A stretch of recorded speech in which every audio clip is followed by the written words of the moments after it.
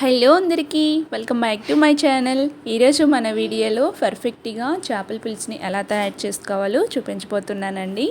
నేను చెప్పే ఈ ప్రాసెస్లో కనుక మీరు చేపల పులుసు పెట్టుకున్నారంటే ఏ చేపతోనైనా సరే పర్ఫెక్ట్గా కుదురుతుందన్నమాట. ఒక్కసారి ఈ విధంగా కనుక చేస్తారంటే మీరు ఎప్పుడు చేసుకున్నా సరే ఇదే విధంగా ఈ ప్రాసెస్లో చేయాలనుకుంటారనమాట. అంత బాగుంటుంది. మరి ఆలస్యం చేయకుండా ఈ చేపల పులుసుని ఎలా పెట్టుకోవాలో వీడియోలోకి వెళ్ళి చూసేద్దాం రండి. దీనికోసం ముందుగా ఒక చిన్న మసాలాని చేసుకోవాలి. ఒక మిక్సీ జార్ తీసుకొని అర స్పూన్ వరకు జీలకర్ర, అర స్పూన్ వరకు ధనియాలు, 10 నుంచి 15 వరకు మెంతుల గింజల్ని వేసుకోవాలి. అలాగే వెల్లుల్లి రెక్కలు ఒక 10 వేసుకోండి. చిన్న అల్లం ముక్కలు ఒక 3 వేసుకోవాలి. ఇలా వేసుకున్న తర్వాత దీన్ని మెత్తగా ఇలా గ్రైండ్ చేసుకోండి. ఈ విధంగా గ్రైండ్ చేసుకున్న పేస్ట్ని పక్కన పెట్టేసుకోండి. ఇప్పుడు మీరు చేప ముక్కల్ని తీసుకొని నీట్గా వాష్ చేసి పెట్టుకోండి అనమాట.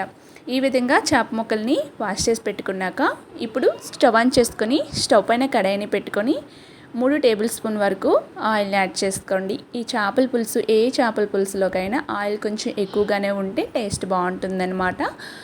3-4 టేబుల్ స్పూన్ వరకు ఆయిల్ వేసుకొని ఆయిల్ కొంచెం హీట్ ఎక్కిన తర్వాత స్లైసెస్గా కట్ చేసుకున్న పచ్చిమిర్చిని 4 వేసుకోండి.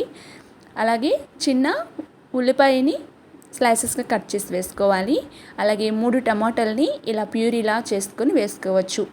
దీన్ని మిక్సీ జార్లో వేసుకొని ప్యూరీ చేసుకోవచ్చు. లేదనుకుంటే మనం చేత్తో టమాటా రసాన్ని తీసుకొని వేసుకోండి. ఇలా టమాటా రసం వేసుకున్న తర్వాత ఇందులోకి ఉప్పు కారాలని ఇప్పుడు యాడ్ చేసుకుందాము. పసుపు అర స్పూన్, మీ టేస్ట్కి సరిపడే సాల్టు, కారం 1.5 టేబుల్ స్పూన్ వరకు వేసుకోండి. పచ్చిమిర్చి వేసుకున్నారు కదా, కారం చూసుకొని వేసుకోండి. ఇవి వేసుకున్న తర్వాత ఇప్పుడు ఒకసారి బాగా మిక్స్ చేసేసుకోవాలి. ఈ విధంగా అంతా బాగా మిక్స్ చేసుకొని ముందుగా మనం గ్రైండ్ చేసి పెట్టుకున్న ఈ మసాలాస్ని వేసేయాలన్నమాట. మసాలా వేసుకొని ఇలాగ ఒకసారి బాగా ఫ్రై చేసుకోవాలి.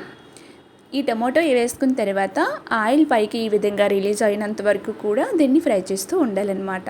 అల్లం వెల్లుల్లి పేస్ట్ వేసుకున్నాక పచ్చివాసన పోయేంత వరకు ఫ్రై చేసుకోండి. ఇప్పుడు ఈ చేపల పులుసులోకి చింతపండు రసాన్ని ఈ విధంగా తీసి పెట్టుకోవాలండి. చిన్న నిమ్మకాయ సైజ్ అంత చింతపండుని తీసుకొని రసాన్ని తీసుకొని బౌల్లోకి ఒక పక్కన పెట్టుకోండి. ఇప్పుడు ఆయిల్ చూసారా పైకి ఈ విధంగా వస్తుంది కదా. ఇప్పుడు ఈ చింతపండు ముందుగా తీసుకున్న ఈ రసాన్ని ఇప్పుడు యాడ్ చేసేద్దాం. చింతపండు రసాన్ని ఇలా వేసుకున్న తర్వాత దీన్ని ఒక 5 మినిట్స్ పాటు మరిగించుకోవాలన్నమాట. ఫస్ట్ వాటర్ ఏం వేసుకోవద్దు. కొంచెం మనం వేసుకున్న ఈ చింతపండు రసం అనేది ఒక 5 మినిట్స్ పాటు మరగాలి. ఇలా బబుల్స్లా ఇలా వస్తుంది. ఇలా వచ్చిన తర్వాత ఇప్పుడు మీకు కావాల్సినంత వాటర్ని యాడ్ చేసుకోవచ్చు. ముందుగా ఇది మరిగించాకే వాటర్ని వేసుకోండి. ఇలా ఒకసారి మరిగిన తర్వాత ఈ విధంగా గరిటెతో కలుపుకొని ఇప్పుడు ఇందులోని మంచినీళ్ళని వేసుకోవాలి.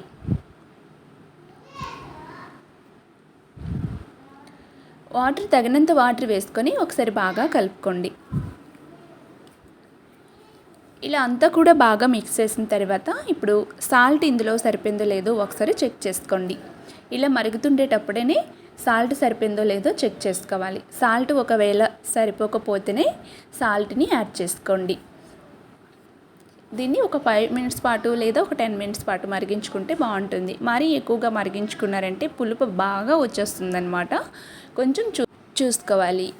సో ఇప్పుడు నేను టేస్ట్ చూసుకొని సాల్ట్ని యాడ్ చేసుకున్నాను. సరిపోకపోతేనే సాల్ట్ కూడా వేసుకున్న తర్వాత ఇలా మరుగుతున్నేటప్పుడే మనం క్లీన్గా వాష్ చేసి పెట్టుకున్న ఈ చేప ముక్కల్ని 1 by 1 ఇలా యాడ్ చేస్తున్నాను అనమాట. దీనికి ఎలాంటి ఉప్పు కారాలు ముందు పెట్టేస్తుంటారండి. అలా కాకుండా ఈ విధంగా ఒకసారి ట్రై చేయండి. చాలా చాలా బాగా కుదురుతుంది. మీకు డెఫినెట్గా నచ్చుతుందండి. ఫస్ట్ చేపలకి ఈ విధంగా ఉప్పు కారం పెట్టకుండా ఫస్ట్ టైం మీరు ట్రై చేసిన వాళ్ళైతే ఒక్కసారి నా మాట విని ట్రై చేయండి. మీకు చాలా చాలా బాగా వస్తుంది. సో ఇలా అన్ని చేప ముక్కలు వేసుకొని కొంచెం మనం ఇలా గరిటతో అడుచుకున్న తర్వాత దీనిపైన మూతను పెట్టుకుని దీన్ని 10 to 15 మినిట్స్ పాటు దీన్ని స్టవ్ని లో ఫ్లేమ్లో పెట్టుకొని దీన్ని ఉడికించుకోవాలి. చేప ముక్కలు మరీ ఎక్కువగా ఉడకవలసిన అవసరం లేదు. సో గరిటతో పదే పదే కలిపేయకుండా మధ్య మధ్యలో ఇలా తీసుకుంటూ మూత తీసుకుని ఈ విధంగా లైట్గా ఇలా తిప్పుకుంటూ కలుపుకోవాలి. మరీ ఎక్కువగా కలిపేయవలసిన అవసరం అయితే లేదు. చేప ముక్కలు తొందరగానే కుక్ అయిపోతాయి. సో ఇప్పుడు దీనిపైన మూతను పెట్టుకొని ఇంకో 5 మినిట్స్ పాటు దీన్ని ఉడికించుకుందాము. మొత్తం నేనైతే ఇక్కడ 20 మినిట్స్ పాటు స్టవ్ని లో ఫ్లేమ్లో పెట్టుకొని దీన్ని ఉడికించుకున్నాను అనమాట. ఇలా అయిన తర్వాత మళ్ళీ గరిటతో వద్దు, ఇలా 2 పక్కలు ఇలా పట్టుకొని ఇలా కుదుపుకోవాలి. ఇలా అయితే పర్ఫెక్ట్గా చాప ముక్కలు అనేవి ఎక్కడ విరిగిపోకుండా చాలా బాగా వస్తాయి. ఇప్పుడు ఇందులోకి పైనుంచి కొత్తిమీరని ఇలా యాడ్ చేసుకోండి. కొత్తిమీరని వేసిన తర్వాత కూడా ఒకసారి ఇలా కదుపుకోవాలి. 2 పక్కలు ఇలా పట్టుకొని కదుపుకోండి. ఇలా కుదుపుకున్న తర్వాత దీనిపైన మూతను పెట్టేసుకొని స్టవ్ని ఆఫ్ చేసుకోండి. స్టవ్ని ఆఫ్ చేసుకున్న తర్వాత మనం ఒక 2-3 గంటల తర్వాత ఈ చేప పులుసుని మనం సర్వ్ చేసుకున్నామంటే చాలా బాగుంటుంది. వేడివేడిగా తిన్న కంటే మన పెద్దవాళ్ళు చెప్తుంటారు కదా, చేపల పులుసు చేసిన 2-3 గంటల తర్వాత టేస్ట్ చాలా బాగుంటుంది. సో ఇప్పుడు కంప్లీట్గా చల్లార్చుకున్నాక దీన్ని సర్వ్ చేసుకున్నాను అనమాట. చాలా బాగా వస్తుంది.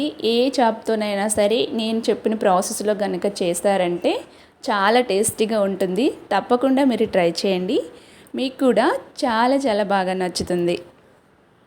మీ ఇంట్లో వాళ్ళు కూడా డెఫినెట్గా లైక్ చేస్తారు. సో ఇంతే ఫ్రెండ్స్, చేపల పులుసు చాలా ఈజీగా రెడీ అయిపోయింది. ఐ హోప్ ఈ వీడియో మీకు నచ్చింది అనుకుంటున్నాను. ఈ వీడియో కనుక నచ్చినట్లయితే ఒక లైక్ చేయండి, మీ ఫ్రెండ్స్ అండ్ ఫ్యామిలీస్కి కూడా ఫార్వర్డ్ చేయండి. అలాగే మరెన్నో టేస్టీ వెరైటీ రెసిపీస్ కోసం నా ఛానల్ని తప్పకుండా సబ్స్క్రైబ్ చేసుకొని పక్కనే ఉన్న బెల్ బటన్ని క్లిక్ చేసుకోండి. నేను ఎప్పుడు వీడియో పెట్టినా సరే నోటిఫికేషన్ రూపంలో మీ హోమ్ పేజ్కి వస్తుంది. Thank you for watching friends.